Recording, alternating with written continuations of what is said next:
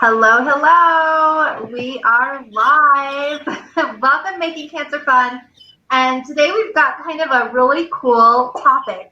I have to say I'm so excited to be talking to Jess because how long ago was it that we initially connected on this? It's got to have been a year and a half now or so. I don't know exactly how long, but it's been a while. Maybe about a year or so ago. Yeah, something like that. So about a year or so ago, Jess reaches out to me and says, oh my gosh, my little has this crazy diagnosis and we have to take medicine and it's not going so well, because I think all of us can say, like, when a kid has to take medicine, that's not an easy task. And so what's unique about Jess is that her son is actually not a childhood cancer kiddo. He has a different diagnosis, and I'll let her share with that a little bit. So I said, I don't really know anything about his diagnosis or protocols or medicine, but I do know a lot about taking medicine. And so came up with some ideas that she could try out with him. And I have to say, I think it was like the next day, you sent me a message and you were like, okay, we tried this and it seems to be working. And I was so excited. And then just recently, Jess reached out to me and she said, we are still using the stuff that we had, that we created a year ago. And I thought, oh my gosh, we have to come on and talk to our community, because there's so many parents that really struggle with their kids taking medicine. And it doesn't matter if it's a kid who's going through cancer and has, a bunch of medicine, or it could just be a kid that has a diagnosis that, maybe they're ADHD, or they, have something else and they just have to take a pill every day, or they have to take a liquid, or literally could be a kid who gets strep throat and needs to take penicillin and is screaming and fighting. And, you just don't want to make that more traumatic than it needs to be. So I feel like medicine is something that everybody, healthy kid, not healthy kid, everybody has to take at one point. So why don't you share a little bit just about your son, since he's not a miracle kid. He's a miracle kid in a different way, but he's not a cancer kid. So yeah, a little bit about you guys. So my son was diagnosed with epilepsy a little before he turned 3. And we went overnight from never seeing a seizure, no seizure activity, to having 3 tonic-clonic seizures, which are pretty intense situations to go through when you've never experienced them. We had 3 of them in a day and a half, and he ended up in the emergency room. And then we came home and we had this whole new regiment of medicine, and he was too little to swallow pills. He still won't do it, won't swallow pills. And we were feeding him all these different concoctions of crushed up pills and just trying to figure out any way. I fought with him for probably 6 months before I even thought to reach out to Tara. And I remember even before the epilepsy diagnosis, to take it back, he had something where he had to take amoxicillin, and I thought, boy, 10 days of medicine is going to be a lot to get a 2-year-old to take. And it really stressed me out just to get that far. And then all of a sudden we came home after the epilepsy diagnosis, and we had multiple times a day, we had to take multiple kinds of medicine. I'm a working mom, so we're trying to get the medicine in before I go out the door, take him to daycare, do what we're going to do for the day. We have medications we carry with us. It just became like a part of life really, really quickly. And I was just beside myself trying to keep myself under control, keep my nerves calm, keep him calm, make it something that was tolerable, figure out the mixtures of medicines. And that's when I reached out to Tara, and she said, I've got this idea. Why don't we just put some little syringe toys on the end of the syringe, and it'll make it super fun for him? And I thought, you're insane. I really did. I thought, there's no way. As an adult, I was thinking about this, thinking, there's no way that's going to work, but I'll try anything because I'm desperate. And it actually ended up being a lifesaver for us. She did a little, I remember you did a little video for YouTube or whatever, and you had this little box that you set up. So what she did is found a bunch of little toys. So we have like some race cars, an octopus, a crab, just a few, and a ribbon. Mr. Ribbony was really important for us. Ooh. And she just put Velcro on the bottom, and then she sent some plastic syringes, and they just stuck on the end of the syringe. And I thought this is really, really silly. But what it did was it made me start thinking about playing with him instead of thinking about giving him the medicine. And it became a way. I asked him right before we came live why he likes his toys so much. And he goes, because they cheer for me. And so it changed the mood a little bit, and it gave him a little bit of control over taking his medicine. He gets to choose which friend helps him. Which is really important for a kid to feel like they have some choice, especially when their environment changes that much. And it was something that didn't intuitively make sense to me at the time. But after a year, this Christmas, Mr. Ribbony got 2 brand new ribbon friends. And so we've got this whole box of ribbons and a couple of little toys in there. But it's become so important to him, he won't let me switch out the little box that it was shipped in. It was just shipped in an old Target box, and he's like, nope, that's the box that they live in. We don't change that. Oh my gosh. So now I would say you want to decorate that box. We should. You're right. I didn't even think about that part. Yeah, I would decorate the box. You could do that with wrapping paper. You could do that with paint. You could do that with, I mean, really virtually anything that decorates the box. And the box is fun. That's really funny then, because it literally was like a Target box around my house. Yeah. What I love about this is, so if you've got a kiddo and they need to take medicine, kind of here's the deal. I went to the dollar store. Literally went to the dollar store. So, when you're going through treatment or if you're getting hit with a bunch of medical stuff, nobody has a lot of extra cash for that kind of stuff, right? So everything that we did was like on the cheapo budget, So I went to the dollar store, picked out stuff. I was like, okay, I don't have a boy, so I hope he likes this stuff. The Velcros, and you can go back if you want to watch the video. It's still up on our Making Cancer Fun YouTube station on how I made them. But the Velcro tabs are just little circles, and I think I got them at like a Michael's or something. I don't think the reason that you want to do the Velcro is because, so what I did, and you can do this with any pharmacy, I think the 10 mLs work a little bit better than the 5 mLs, the larger syringe, because it'll hold something on the end a little bit easier. So I just went through a drive-thru at like, I don't know, CVS or Walgreens, whatever. And I said, hey, can I get a bunch of 10 ml syringes?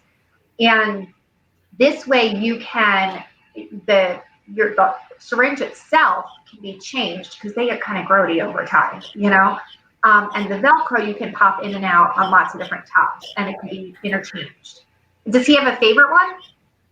It switches back and forth, and we've added a couple of little ones along the way, but for the most part, he just sticks with the same ones, and they all have little personifications. The 3 cars that you sent, they always come together, and it's like a little car rally. He's got stories that go with all of them.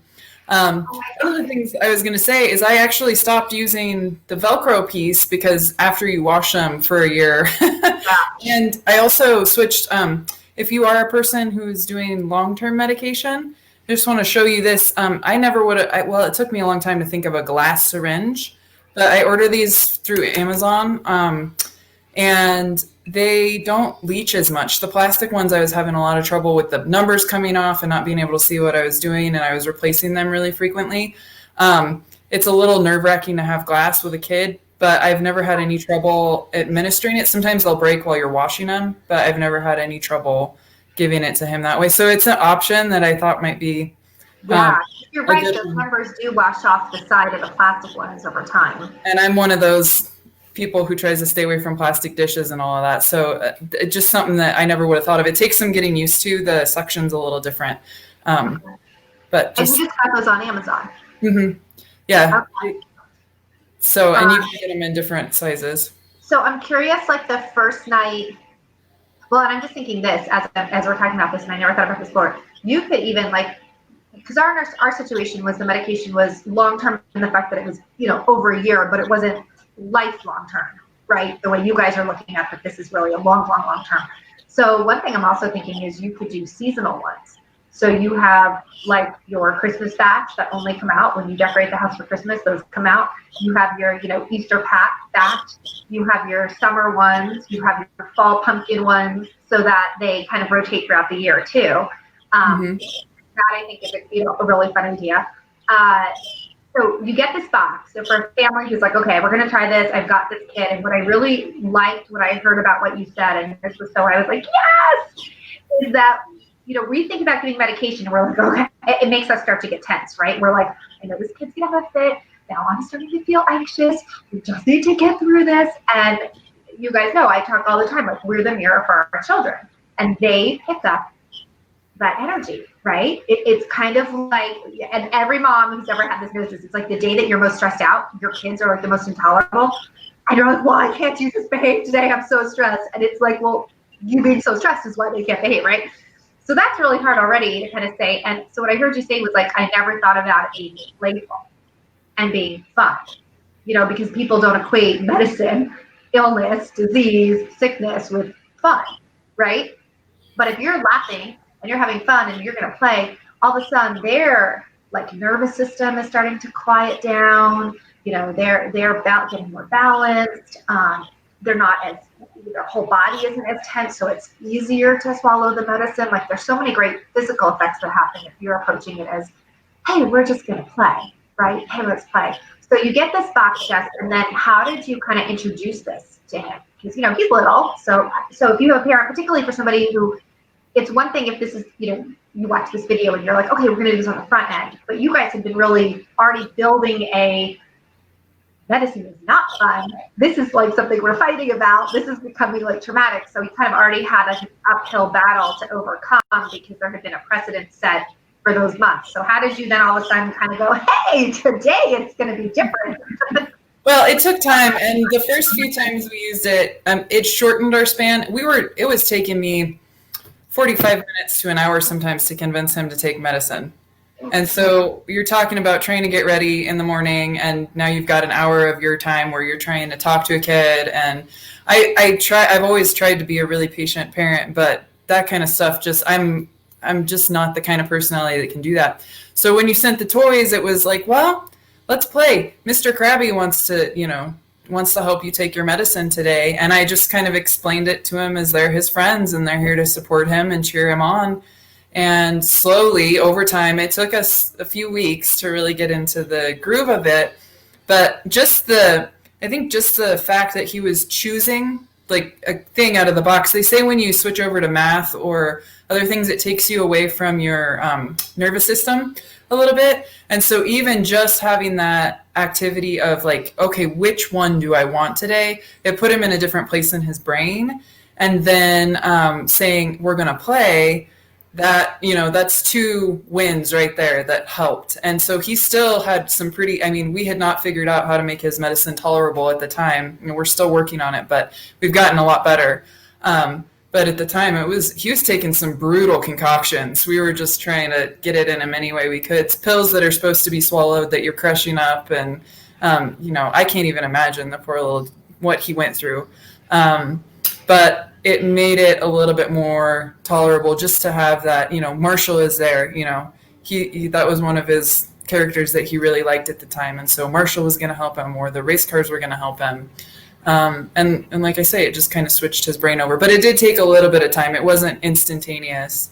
And there are still days that he struggles with it. But what really struck me about it is I was recently, sometimes we've gotten to the point where he'll just take his medicine and it's not an issue because he's busy or distracted, and he keeps going back and saying, nope, not today. I need control today. I'm going to go, get my friends today. It's going to help me. And so now it's kind of become a power thing for him. Sorry, that was a little long-winded, but. Wow, no, that's great to hear. Well, and there's so much for people to understand is that, sometimes you try something once and if it doesn't work, you think, oh, this isn't going to work. Mm-hmm. Right. And then you get frustrated and you're like, oh, maybe that worked for her, but that didn't work for, my kid. What I'm really hearing from you is sometimes you just have to kind of keep it up, okay? And what I'm hearing is that even within that, some days are going to be good and some days are going to be bad. And, our hope is when you have a kid who's going through medical stuff, everybody is going to be fun and good. The hope is that just you get more of the easy time and less of the hard time. Yeah. Because you can still, at the end of the day, it's still a kid who's got to take medicine. Of course, take medicine. It's probably disgusting, right? Yeah. Like, particularly liquid medicine, because then you really taste it and it's nasty.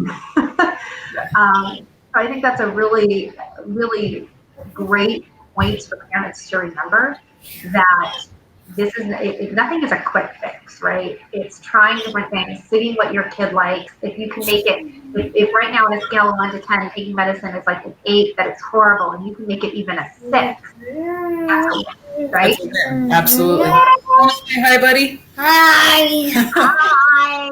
This is our little buddy. So what's your favorite one in the box right now? Who's your favorite friend right now? My favorite friend is Mr. Race Cars. Mr. Race Cars, yeah. Race cars. I heard they kind of go as a They group. combine together with the other race cars. Mm-hmm. I get that. And they go as a group.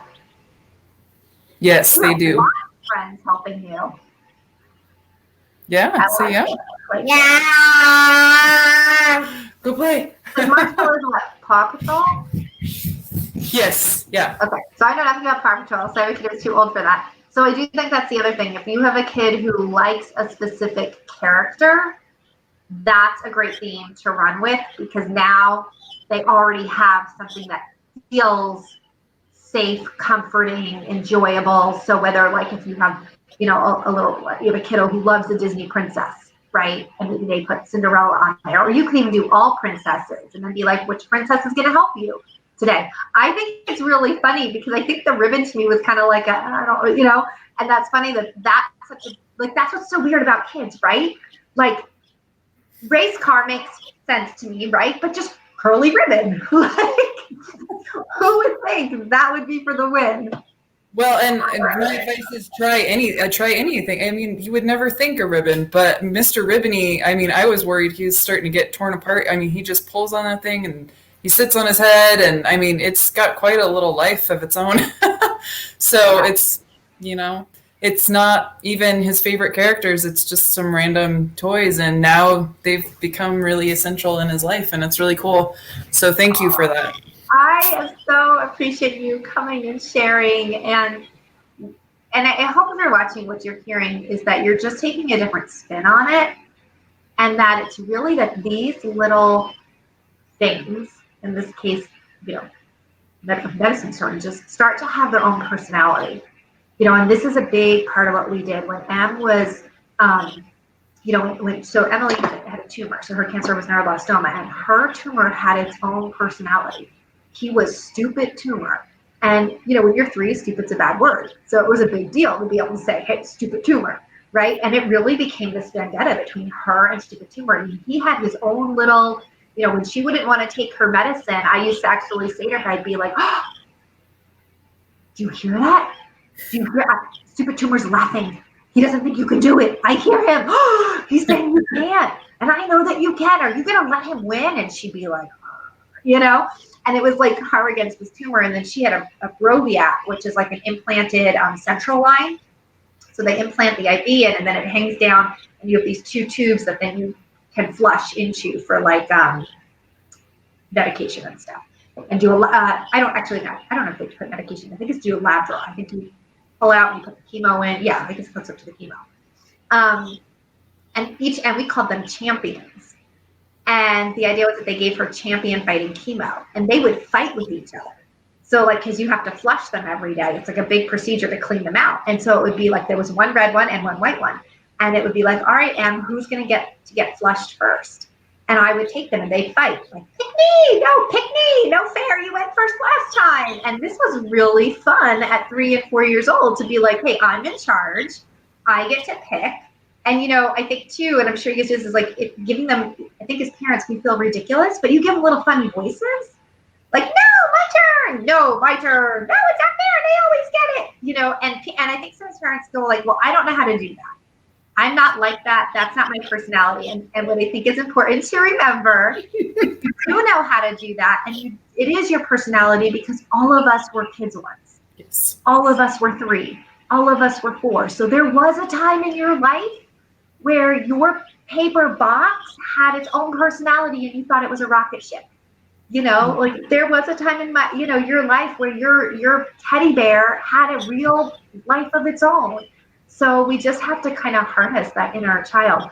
Any other like quick tips or ideas or something you want to share with parents? Because I just like, you have made my whole month, let's just say you've started out 2021 so great for me, because I like, it really means a lot that you would share that it's making a difference. And what really means the most is that I feel so happy that this is not a trauma experience for him.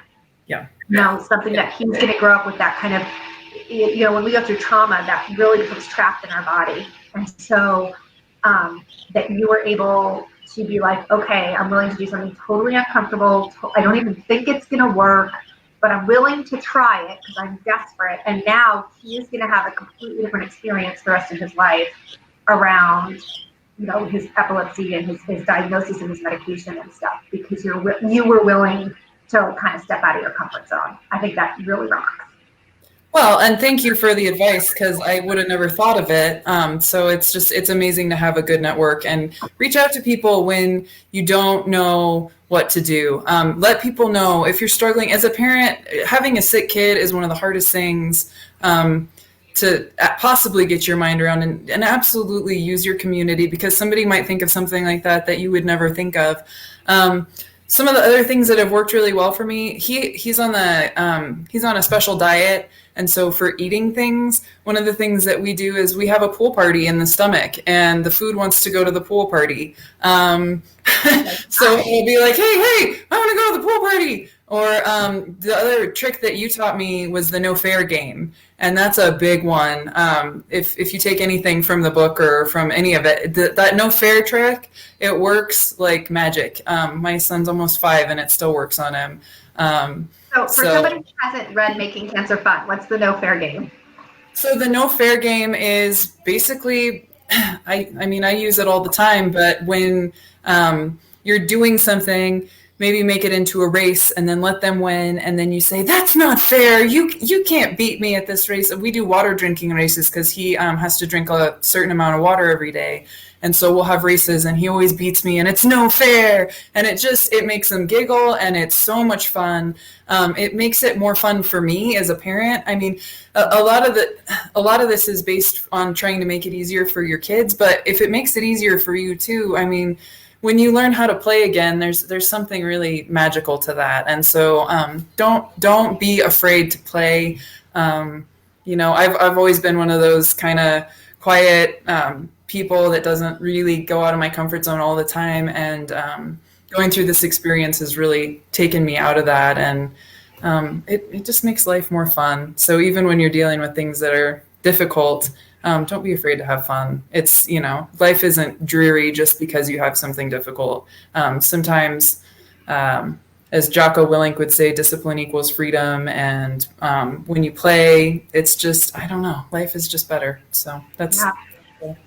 Yeah, and the reality is you can't change his diagnosis. You can't change that he's going to have to take medicine. You can't change it. This is part of your life right now. And until there's a cure for that, this is, you can't change that kind of picture. You're just reframing it for him of what is that picture going to look like. And you're saying, we're going to put a fun frame around this picture. Well, and reframe it for your child and reframe it for yourself. It doesn't, everyone is going to come across something that's hard in their life, and maybe it will be the thing that helps them. I don't know. But I don't know, I so appreciate you. Yeah. So if you are a parent and you're watching and you have something going on with your kiddo that is, becoming really hard, really becoming traumatic, you're not sure what to do, feel free to message me. If we can brainstorm, I mean, at the end of the day, I'm not a child life specialist. I'm not a nurse. I'm none of those things. I'm just a mom who woke up one day and found myself oh my gosh, I now live in a hospital and have to take care of my kiddo, and had a theater background, right? And was like, okay, let's make this fun. And so if I can't come up with an idea or we can't brainstorm a way to make it fun together, I have an amazing advisory board with Making Cancer Fun with child life specialists and nurses and people who have way more experience than I do, that we can go and reach out and say, hey, what do you guys think? And just like Jess said, so maybe somebody comes with an idea that you didn't know. But, my heart is that that children, there's tough and there's really, really hard things that no matter how much you want to make it fun, you just can't, right? Like sometimes kids have to go through horrific, unfair medical experiences. And if we can balance that out with as many times as we can make it fun, that's really the goal. And hopefully they remember more of those experiences and less of the really traumatic ones. So please, if you do have something you're struggling with, like message me, however you want to get me through Facebook or through Instagram, and happy to brainstorm. And it doesn't necessarily lead to cancer. I mean, that's what Jess said. It had nothing to do with cancer, but a lot of treatment overlaps, And for those of you who are not on our newsletter, if you go to makingcancerfun.com, you can subscribe to our newsletter. I know that I have some great giveaways, and openly, I've just been so crazy, I haven't put them up yet. But I've gotten some great giveaways to do, so I have to get an email out, and so you can get entered to win some prizes. I like prizes, it's fun. And I got them back in the fall, saw them, and I was like, oh my gosh, these would be so great for our community. So get onto the email for that. And if you're a little like, I'm not totally sold, fun is the right way to go with something so serious, you can also go to the website and watch my TEDx talk about the science behind what we're talking about and the research behind these ideas. So Jess, thank you. Keep us up to date, report back to us, let us know how he's doing, if he gets new friends or ones that work better, or if you come up with other ideas that are, really helpful. Like, I would love for you to come back and be able to share that with people. I just so appreciate you. Absolutely. Thank you so much for everything. At some point when we can travel again, I will get to come and see you guys. Absolutely. I look forward to it. Everybody have a great afternoon. Bye. Bye.